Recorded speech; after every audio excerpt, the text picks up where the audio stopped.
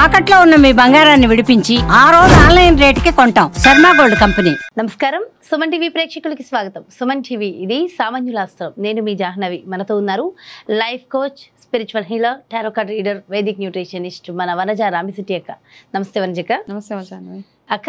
రేపే శ్రీరామనవమి కదా, మరి శ్రీరామనవమి అంటే అసలు శ్రీరాముడి పెళ్లి రోజా లేదంటే పుట్టినరోజా? యాక్చువల్గా శ్రీరాముడు పుట్టినరోజు. అవును. మరి కళ్యాణం చేస్తారు ఎందుకు అక్క? కళ్యాణం ఎందుకు చేస్తారంటే భద్రాచలంలో ఆ రోజు రాముని ప్రతిష్ఠ చేశారన్నమాట. రామదాసు మనం ఒకసారి హిస్టరీలోకి వెళ్తే ఆ రోజు ప్రతిష్ఠ చేసి మనం ఏ గుళ్ళో అన్నా ప్రతిష్ఠ చేసినప్పుడు కళ్యాణోత్సవం అట్లా చేస్తాం కదా.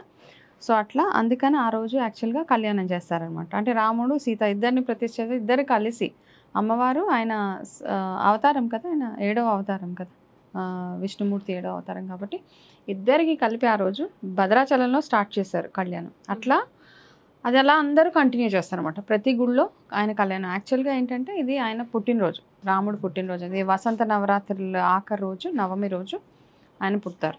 అది ఉగాది తర్వాత మొదలైన నవరాత్రుల్లో ఇది ఆఖరి రోజు. సో ఆ రోజు ఆయన పుట్టారు కాబట్టి యాక్చువల్గా బర్త్డే, పుట్టినరోజు.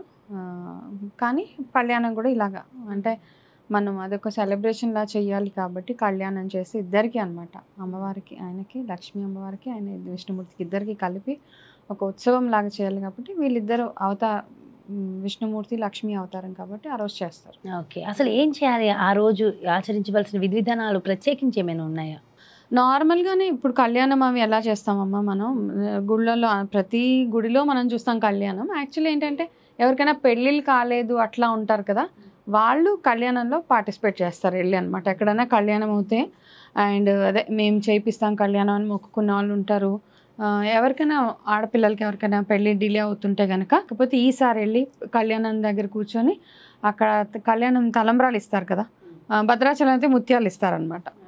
అట్లా మామూలుగా ఏ గుడిలో అయినా కళ్యాణం అవుతుంటే వెళ్ళి అక్కడ చక్కగా అక్కడ పార్టిసిపేట్ చేసి కంప్లీట్గా శ్రీరామ్ కళ్యాణం అయ్యే వరకు ఉండి తీర్థ ప్రసాదాలు తీసుకొని ఏవైతే ఆ తలంబ్రాలు ఉంటాయో అవి తీసుకొని వస్తే కనుక మీరు రోజు ఆ తలంబ్రాలు చేసుకుంటే తొందరగా పెళ్ళి అవుతుందని అంటారు. యాక్చువల్గా అది ఒకటి, అంటే చాలా నమ్మకం కూడా, అలా అవ్వినవి కూడా ఉన్నాయి చాలా.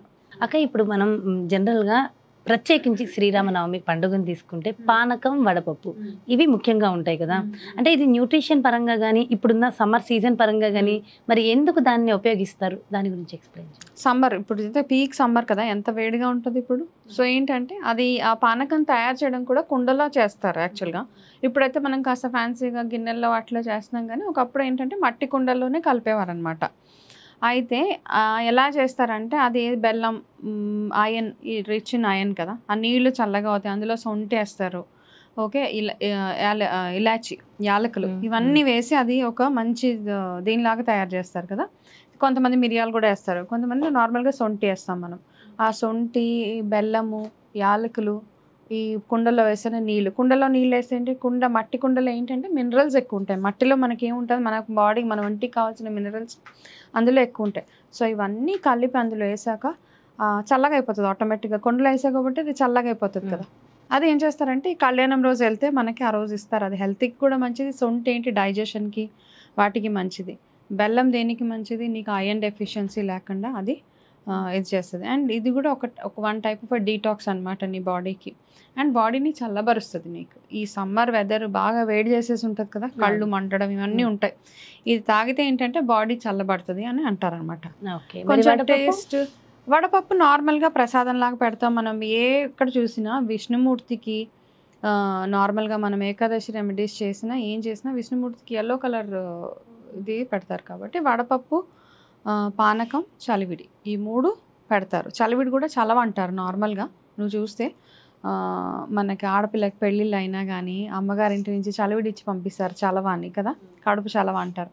అలా అని చలివిడి కూడా పెడతారనమాట. ఈ సీజన్కి బేస్ చేసుకుని మనం ఉగాదికి ఉగాది పచ్చడి తిన్నా, శ్రీరామనవమికి ఆ పానకం తాగిన అన్నీ అంటే ప్యాక్డ్ విత్ న్యూట్రిషన్ వాల్యూస్ అనమాట ఇవన్నీ.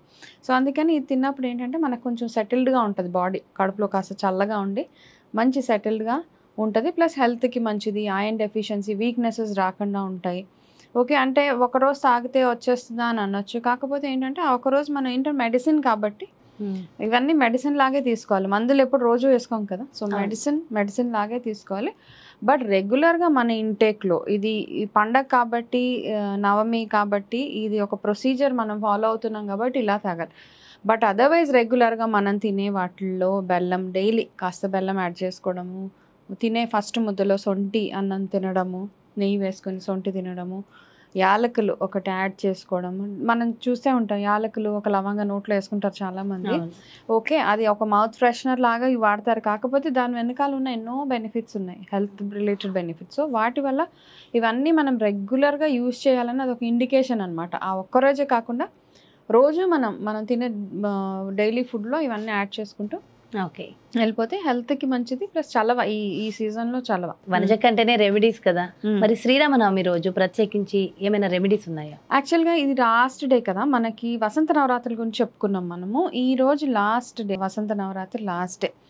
అయితే ఈరోజు చెప్పుకోదగ్గ అంటే అందరికీ ఆ దేవుడు ఆశీర్వాదాలు అందరికీ ఉంటాయి. సో శ్రీరామనవమితో పాటు వసంత నవరాత్రి ఆఖరి రోజు కాబట్టి అమ్మవారిని కూడా చక్కగా మనం దుర్గాదేవిని ఎంత బాగా కొలిస్తే అంత మంచిది. ప్లస్ ఈరోజు ఇందాక మనం మాట్లాడుకున్నట్టుగా ఎవరికన్నా మ్యారేజెస్ అవ్వకుండా ఉండి అట్లా ఉంటే కనుక ఈరోజు టెంపుల్కి వెళ్ళి మీరు ఏం చేస్తారంటే రాముడి దగ్గర, సీతారాముల దగ్గర చక్కగా మొక్కుకోండి.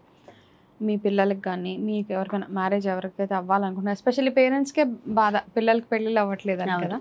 సో అలా మొక్కుకొని ఆ రాముడు కళ్యాణం తలంబ్రాలు తెచ్చి నెక్స్ట్ ఇయర్ మీ పిల్లల పెళ్ళిళ్ళు అయిపోతే కనుక వచ్చే సంవత్సరం కూడా మీరు మీ పిల్లలతో పాటు వెళ్ళి కళ్యాణం చేపిస్తానని. అంటే కళ్యాణం చేయించడం అంటే కొంతమంది పార్టిసిపేట్ చేయొచ్చు, అక్కడ అవే కళ్యాణంలో కూర్చోవచ్చు, వెళ్ళొచ్చు. అట్లా రాముడికి అంటే మీకు తోచినంత మీరు ఏమి ఇవ్వాలనుకుంటున్నారో, బట్టలు ఇట్లా మనం అన్నీ అంటాం కదా. ఇక్కడ అంటే చాలామంది వడి బియ్యం పోస్తామని మొక్కుకుంటారు.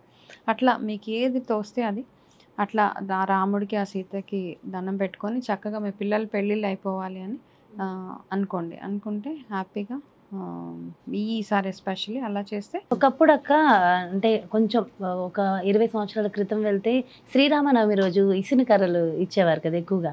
ఎండాకాలం అలాంటి అంతేనా?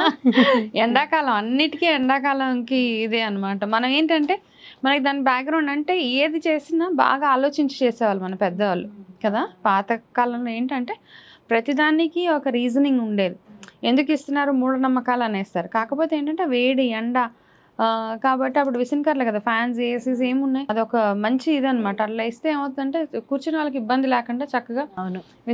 మా చిన్నప్పుడు మేము గుడికి వెళ్తే మెయిన్ గా శ్రీరామనవమి రోజు విసనకర్లు ఇచ్చేవారు. విసనకర్లు పంచుతారు, ఇంకా చాలా ఉంటాయి, గాజులు ముత్యాలు పంచుతారు. అట్లా మన స్తోమత ఎంత ఉంటే అంత.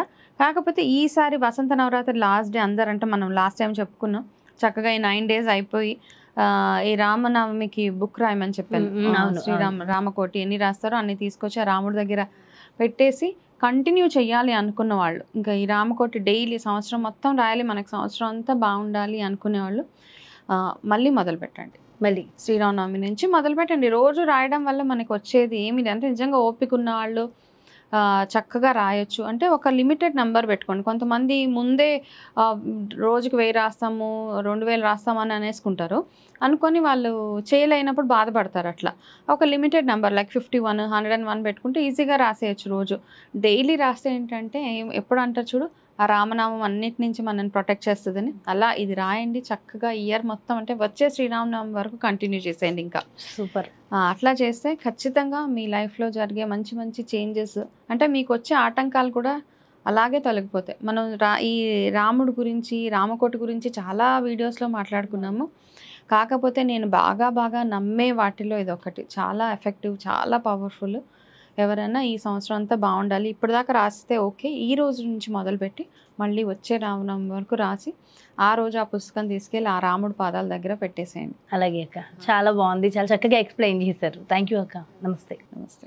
ఎలాంటి రెమెడీస్ మనం చేయడం వల్ల ఆ రోజంతా బాగుంటుంది, ఆ సంవత్సరం అంతా బాగుంటుంది, ఇలాంటి అనేక రకాల విషయాలు ఈ వీడియో ద్వారా తెలుసుకున్నారు కదా. మరో చక్కటి వీడియోతో మళ్ళీ మీ ముందుకు వచ్చేస్తాను. అదేవిధంగా మీరు పర్సనల్గా మీ టారో రీడింగ్ మీకు కావాలి, మీ పర్సనల్ లైఫ్ గురించి తెలుసుకోవాలి, మీకు పర్సనల్గా రెమెడీస్ తెలుసుకుని అవి ఫాలో అయ్యి మీ జీవితాన్ని మార్చుకోవాలని అనుకుంటే కింద స్క్రోల్ అవుతున్న నెంబర్స్కి కాంటాక్ట్ అయితే వారికి సంబంధించి పూర్తి డీటెయిల్స్ తెలియజేస్తారు. నమస్కారం.